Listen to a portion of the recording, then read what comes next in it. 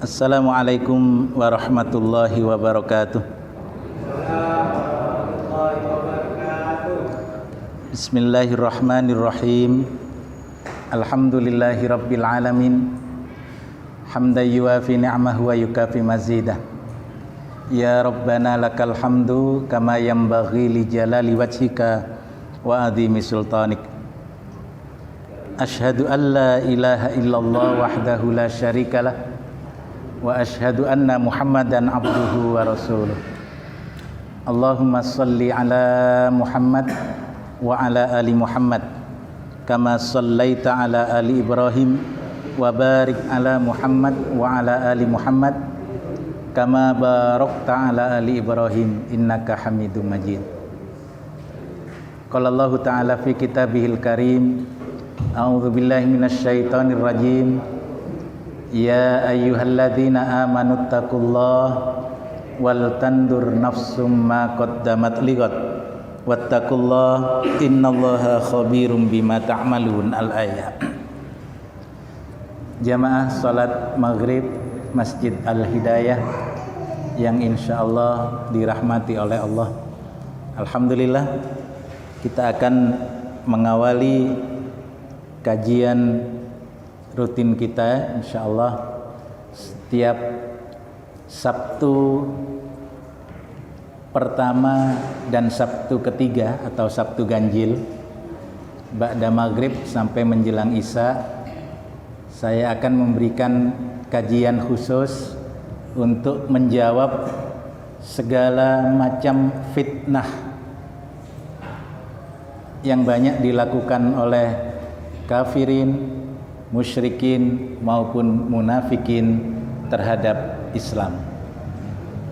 Jadi mudah-mudahan Allah memberikan kekuatan kepada kita untuk istiqomah, untuk terus bisa menjawab segala macam fitnah tersebut. Karena apa? Karena hal ini terus diulang-ulang setiap waktu. Setiap tahun, setiap generasi mesti muncul lagi fitnah-fitnah yang serupa, yang sama, cuma kemasannya yang berbeda. Kita juga demikian, berganti hari, berganti bulan, berganti tahun, liang kubur semakin dekat. Artinya apa? Kita generasi orang tua ini mau tidak mau pasti akan meninggalkan dunia dan kita akan meninggalkan generasi-generasi penerus. Nah, kalau tidak kita bekali dengan ilmu, alhamdulillah setiap ba'da subuh kajian hadis ada di masjid ini. Setiap Jumat lengkap. Setiap hari malam Ahad ya. Malam Ahad ibu-ibu, malam hari Kamis, jadi sudah lengkap semua. Jadi saya mencoba untuk mengambil porsi yang berbeda.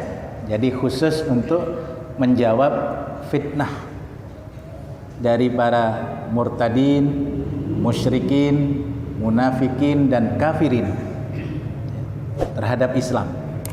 Dalam rangka apa? Untuk membentengi akidah kita, akidah generasi kita, akidah anak keturunan kita, dan akidah masyarakat kita dari berbagai macam upaya pendangkalan akidah dan upaya pemurtatan, baik yang terselubung maupun yang terang-terangan.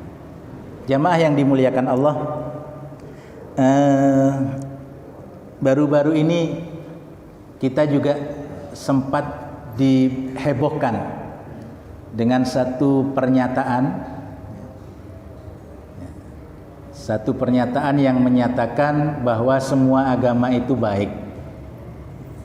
Jadi tidak usah, orang yang beragama itu tidak usah terlalu fanatik dengan agamanya, karena semua agama itu baik. Andai dia akan melanjutkan, mungkin dia akan mengatakan semua agama itu baik dan semua agama itu benar. Tapi sebetulnya itu sudah ada di dalam hatinya, insya Allah sudah ada seperti itu. Jadi Jadi sudah, khususnya umat Islam, tidak usah terlalu fanatik dengan agamanya.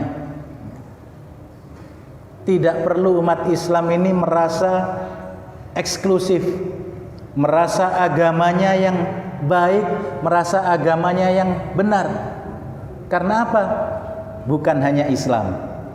Hakikatnya semua agama itu baik dan semua agama itu benar.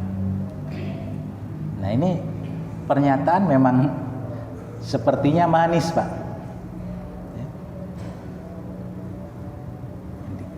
Dulu ada sebuah lagu itu yang berjudul Madu dan Racun. Jadi ucapan ini ibarat madu di tangan kananmu, racun di tangan kirimu. Aku tak tahu yang mana yang akan kau berikan padaku, kan begitu. Nah, itulah lagunya seperti itu dulu, Pak. Nah, insya Allah bapak-bapak masih ingat itu. Jadi madu di tangan kananmu, racun di tangan kiri. Yang berbahaya itu kalau madu dan racun dioplos. Madu rasa racun, racun berwajah madu. Penampakannya madu, sebetulnya racun. Akhirnya diminum, ditelan, mati semuanya. Nah, hal-hal seperti inilah yang sekarang ini luar biasa akan menggerogoti akidah kita kalau kita tidak mempersiapkannya sejak dini. Jamaah yang dimuliakan Allah, jadi pernyataan semua agama itu benar, semua agama itu baik, itu sebetulnya bukan hal yang baru. Jadi sudah sejak lama slogan-slogan seperti itu sudah ada. Bahkan boleh dikatakan ini semacam apa, kalau mengulang kembali itu nostalgia atau memutar ulang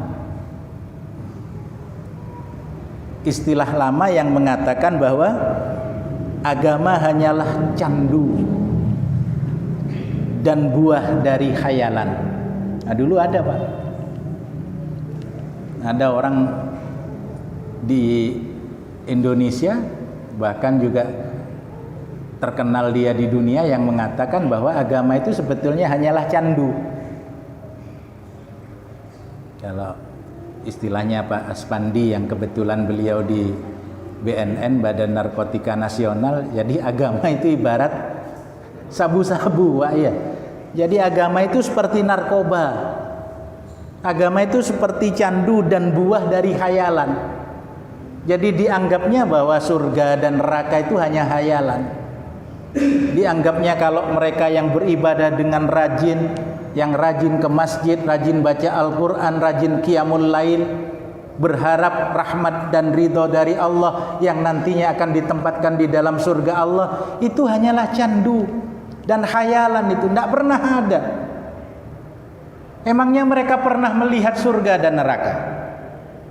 Emangnya mereka yang rajin ke masjid, mereka yang rajin tahajud, mereka yang rajin baca Quran sudah yakin akan masuk surga dan lepas dari neraka? Dan apakah mereka sudah pernah menyaksikan dengan mata mereka bahwa surga dan neraka itu ada? Wah, ini serangan yang pertanyaannya seperti itu. Lalu mereka katakan, sudahlah, jangan terlalu fanatik, tidak usah terlalu sok religi lah, tidak usah terlalu sok religius, sok alim. Biasa-biasa, bro, hidup ini biasa-biasa saja. Tidak usah merasa agamamu yang benar, yang lain salah.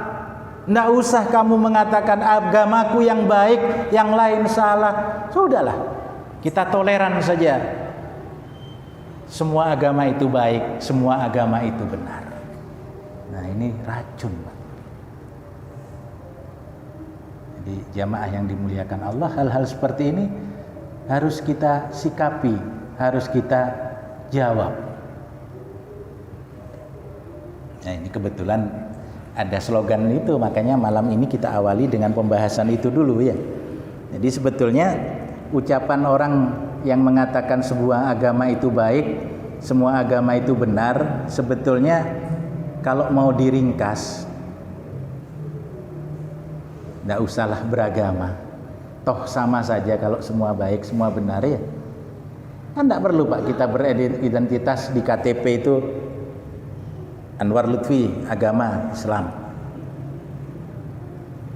Si X, agama Kristen. Si I, agama Konghucu. Si C, agama Buddha. Si D, agama Hindu. Tidak perlu. Kalau semuanya baik, semuanya benar. Tidak perlu lagi status agama itu, tidak perlu. Justru orang yang mengatakan semua agama baik, semua agama benar itu sedang bingung dia. Makanya selalu saya katakan, kalau memang ada muslim mengatakan, ada seorang yang mengaku dirinya muslim, berkata bahwa semua agama itu baik, semua agama itu benar, mendingan keluar saja dari Islam. Kan sama saja. Ngapain Anda masih bertahan di dalam Islam? Karena Islam tegas menyatakan tidak sama antara satu agama dengan agama yang lain. Allah sudah tegas menyatakan innad dina indallahil Islam. Al yauma akmaltu lakum dinakum wa atmamtu alaikum nikmati wa raditu lakumul islami dinan. Sudah selesai dakwah Rasulullah, sudah selesai agama risalah yang dibawa oleh para nabi, sudah selesai, sudah distempel oleh Allah. Al yauma akmaltu lakum dinakum wa atmamtu alaikum nikmati wa raditu lakumul islami dinan. Semua agama yang dibawa oleh para nabi dan rasul Allah itu hanya satu, yaitu al-Islam. Dan ketika periode Rasulullah Sallallahu Alaihi Wasallam, Allah sudah tegaskan, aku sudah ridhoi Islam menjadi agamamu, selesai. Innad dina indallahil Islam. Agama di sisi Allah itu hanyalah Islam. Artinya selain Islam bukan agama. Sekalipun seluruh manusia di dunia mengatakan ada agama Yahudi, ada agama Kristen, ada agama Katolik, ada agama Buddha, Hindu, Shinto dan sebagainya, terserah. Itulah agama-agama menurut manusia, tapi menurut langit agama yang benar, agama yang baik di sisi Allah hanyalah satu, yaitu Islam. Wala tamutunna illa wa antum muslimun. Jangan mati kalian, jangan tinggalkan dunia ini kecuali kalian dalam keadaan sebagai seorang muslim. Jadi kalau ada orang Islam terus mengatakan bahwa semua agama itu baik, semua agama itu benar, mending murtad sajalah, keluar saja dari Islam. Ngapain ente kok repot-repot? Kalau ente muslim, ente mengatakan semua agama baik dan semua agama benar, berarti ente sudah melanggar apa yang Allah firmankan dalam Al-Quran. Anda berarti melanggar apa yang disampaikan oleh Rasulullah Sallallahu Alaihi Wasallam di dalam sabda beliau.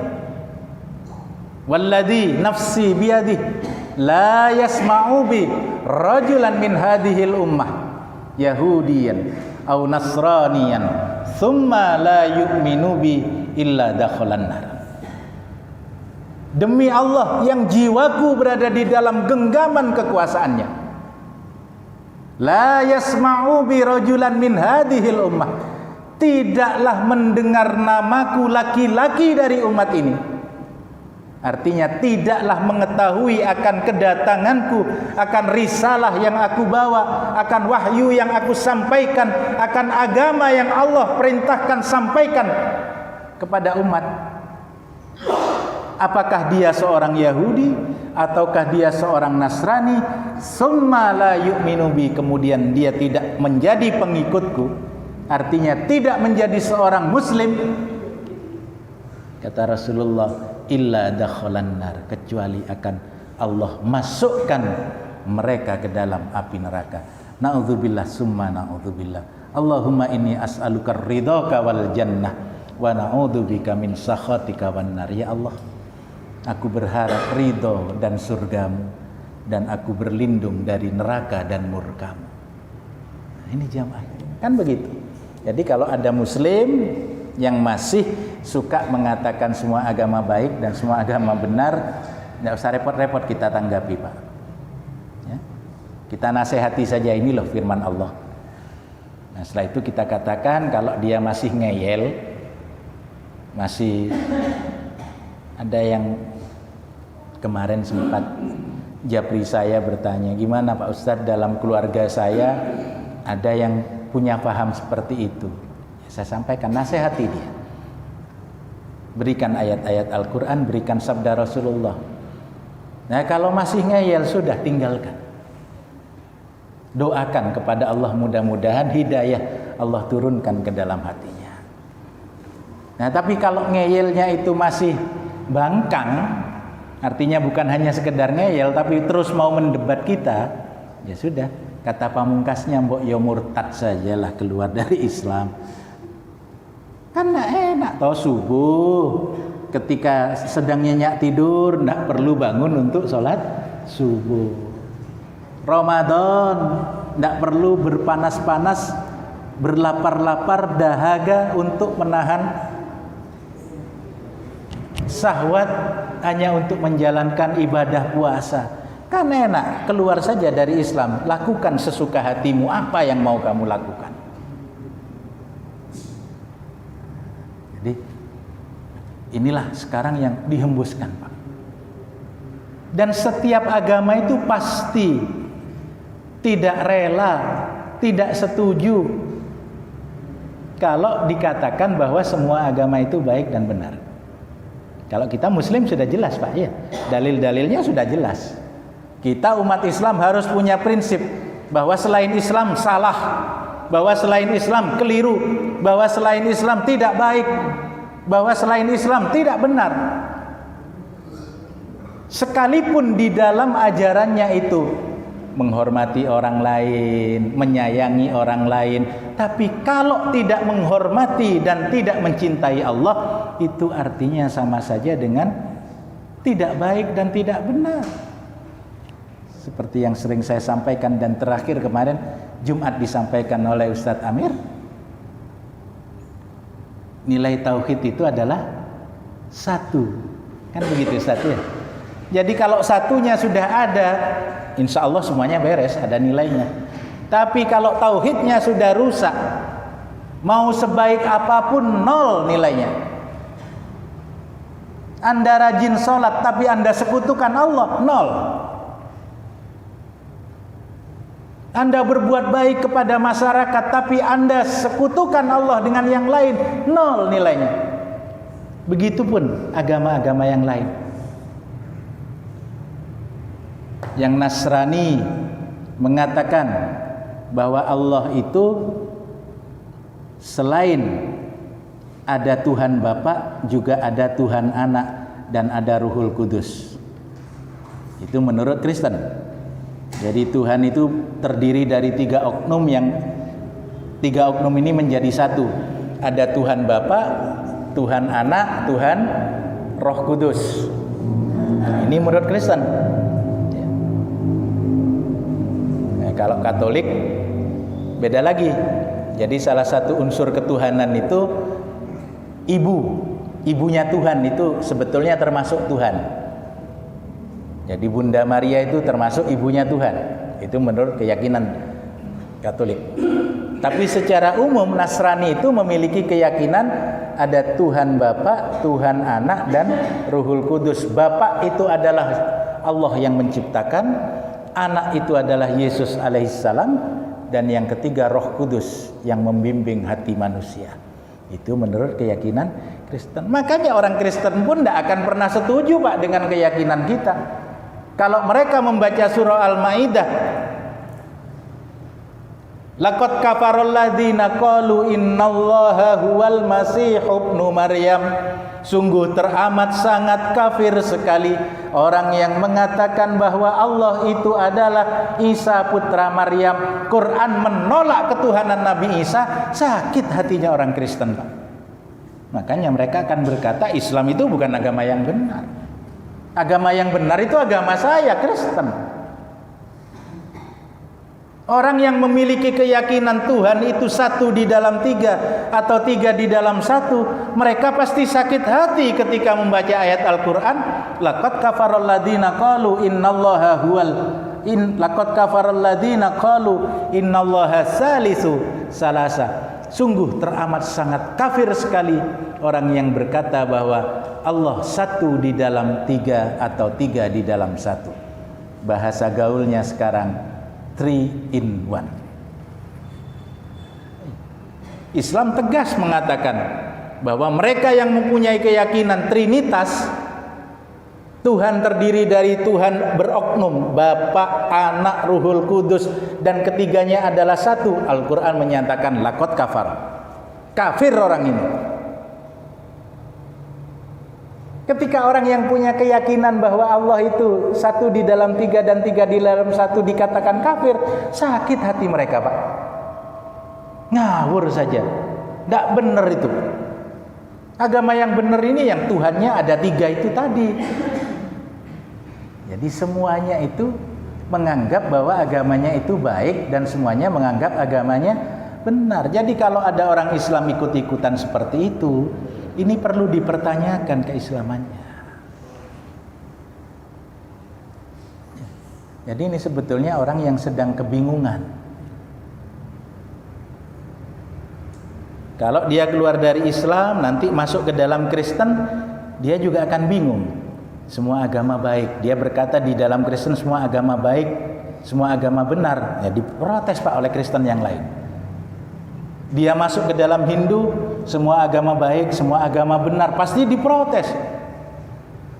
Mau masuk agama apapun kalau mengatakan agama lain itu baik dan agama lain itu benar, pasti keberatan. Satu-satunya yang bisa cocok kepada orang seperti ini adalah tidak beragama. Jadilah seorang komunis, jadilah seorang ateis. Dan yang pasti di negara kesatuan Republik Indonesia yang berlandaskan kepada Pancasila, dimulai dengan sila pertama ketuhanan yang Maha Esa. Jadi mereka yang tidak meyakini adanya Tuhan yang Maha Esa pasti tidak layak untuk berada di negara Republik Kesatuan Indonesia ini. Jadi itu yang harus kita tekankan. Jadi sebagai seorang muslim jangan ragu-ragu untuk mengatakan bahwa innad dina indallahil Islam. Bahwa selain Islam bukan agama yang diridhoi, selain Islam bukan agama yang baik, selain Islam bukan agama yang benar. Itu kan menurut asumsi Pak Dokter saja. Kan sering Pak, kalau kita memberikan pernyataan-pernyataan atau penguatan akidah, ada saja yang berkata, itu kan menurut asumsi Pak Dokter. Kalau Pak Dokter mempelajari lebih dalam tentang agama-agama mereka itu, Pak Dokter tidak akan menemukan itu. Agama-agama mereka itu sangat toleran Pak, khususnya Kristen. Itu sangat toleran. Siapa bilang? Justru yang paling toleran di situ adalah Islam.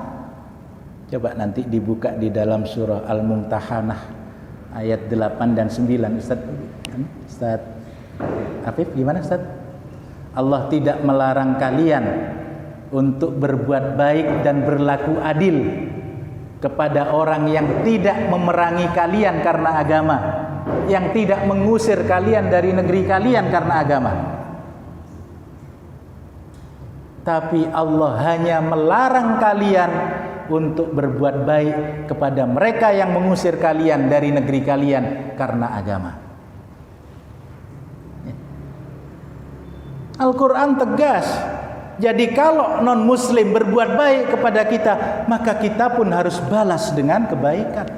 Kalau mereka berbuat adil kepada kita, balas dengan keadilan. Tapi kalau mereka sudah memusuhi kita, memerangi kita, mengusir kita karena agama, maka tidak ada pilihan. Isyhadu bi anna muslim. Saksikan bahwa kami adalah orang muslim yang siap untuk menghadapi kalian. Ini beda, Pak. Saya ambil saja contoh dengan agama Kristen ya. Ada salah satu bunyi ayat di dalam kitab sucinya orang Kristen itu yang berbunyi begini. Nah, sebelum saya bacakan ayatnya, saya tanya dulu, jamaah sekalian, kalau satu ketika sampean kedatangan tamu di rumah, kebetulan yang datang itu agamanya macam-macam. Ada 5 orang begitu ya. Ada yang Yahudi, ada yang Kristen, ada yang Katolik, ada yang Buddha, ada yang Hindu, ada yang Konghucu. Datang bertamu ke rumah sampean karena kebetulan sampean ini sesepuh di situ, anggap Pak Torik. Sesepuh di Masjid Al-Hidayah. Nah, ada tetangga-tetangga baru ingin berkenalan, agamanya berbeda. Boleh enggak kita menerima orang-orang itu di rumah kita, Pak Torik? Boleh. Sepakat kita boleh menerima. Harus kita muliakan mereka. Ya. Kita persilakan masuk, kita temui dengan baik. Ya, silaturahmi. Tidak ada larangan di dalam Islam untuk menerima orang beda agama di dalam rumah kita. Bandingkan dengan bunyi ayat ini. Di dalam kitab Galatia, surat kiriman Paulus kepada jamaah di Galatia, pasal 1 ayat 8 berbunyi, tetapi sekalipun kami atau seorang malaikat dari surga yang memberitakan kepada kamu suatu Injil yang berbeda dengan Injil yang telah kami beritakan kepadamu, terkutuklah dia. Seperti yang telah kami katakan dahulu, sekarang kukatakan sekali lagi, jikalau ada orang yang memberitakan kepadamu suatu Injil yang berbeda dengan apa yang telah kamu terima, terkutuklah dia. Jadi kalau ada yang memberitakan Injil yang lain selain yang sudah diberitakan oleh Paulus, jangan kamu terima. Biarkan dia terkutuk. Jadi menerima tamu yang membawa Injil yang berbeda dengan Injil yang ada sekarang saja tidak boleh, apalagi menerima orang yang beda agama. Jadi mereka agamanya sangat tidak toleran, Pak. Dan itu tertulis dalam kitab sucinya ini. Apalagi yang berkeyakinan Islam, Muslim yang tegas-tegas mengatakan bahwa Nabi Isa atau Yesus alaihissalam itu bukan Tuhan, bukan anak Tuhan. Lebih terkutuk lagi menurut mereka. Jangan kamu terima mereka ke dalam rumahmu. Biarkan mereka terkutuk. Di dalam kitab Injil juga, Injil karangan Yohanes, surat kiriman Yohanes yang kedua, pasal 1 ayat 10. Jikalau seorang datang kepadamu dan ia tidak membawa ajaran ini, janganlah kamu menerima dia di dalam rumahmu, dan janganlah memberi salam kepadanya. Ayat yang ke-11, sebab barang siapa memberi salam kepadanya, ia mendapat bagian dalam perbuatannya yang jahat. Jadi beda keyakinan, beda agama, beda kitab. Menurut mereka tidak boleh, Pak, menerima di dalam rumah itu tidak boleh. Ya, tegas itu tadi ayatnya. Jikalau seorang datang kepadamu dan ia tidak membawa ajaran ini, janganlah kamu menerima dia di dalam rumahmu, dan jangan memberi salam kepadanya. Sebab barang siapa memberi salam kepadanya, ia mendapat bagian dalam perbuatannya yang jahat. Jadi kita yang beda agama dengan mereka, beda ajaran, di mata mereka adalah para penjahat. Jadi kalau kita datang ke rumah mereka, kitab mereka mengatakan jangan kamu terima dalam rumahmu, jangan kamu memberikan salam, jangan menjawab salam. Bandingkan dengan Islam. Fa idza huyyitum bi tahiyyatin fahayyu bi ahsani minha aw rudduha. Apabila ada seorang yang memberikan salam penghormatan kepada kalian, berikan balasan, balas, jawab salamnya dengan ucapan yang lebih baik atau setimpal. Assalamualaikum, jawab waalaikumsalam warahmatullah. Atau lebih baik lagi, waalaikumsalam warahmatullah wabarakatuh. Aduh, terlalu panjang Pak Dokter. Aurudduha, assalamualaikum waalaikumsalam. Bagaimana kalau ada non muslim yang memberikan ucapan salam kepada kita? Assalamualaikum, jangan dijawab waalaikumsalam Pak, karena memang mereka itu tidak selamat. Cukup kita jawab, kalau ucapan salamnya jelas, assalamualaikum, kita jawab waalaikum. Kenapa kok kita jawab waalaikum? Begitulah yang dituntunkan oleh Rasulullah sallallahu alaihi wasallam kepada istri beliau Aisyah radhiyallahu anha. Jadi ketika ada orang Yahudi datang mau menemui Rasulullah, Yahudi ini memberikan salam kepada Nabi dengan ucapan assalamualaikum. Mudah-mudahan kamu mati, kamu binasa, kamu celaka. Rasulullah menjawab waalaikum. Bagimu juga demikian. Jadi kalau kamu mendoakan kebaikan, ya mudah-mudahan kamu juga mengalami hal yang sama. Sebaliknya kalau kamu mendoakan aku celaka, mudah-mudahan kecelakaan itu bagimu sendiri. Tapi istri beliau Aisyah radhiyallahu anha tidak seperti Rasulullah, Pak. Mendengar ucapan salamnya Yahudi seperti itu, beliau menjawab waalaikumsalam walaknatullah alaikum. Mudah-mudahan kecelakaan, racun bagimu dan laknat Allah atas kamu.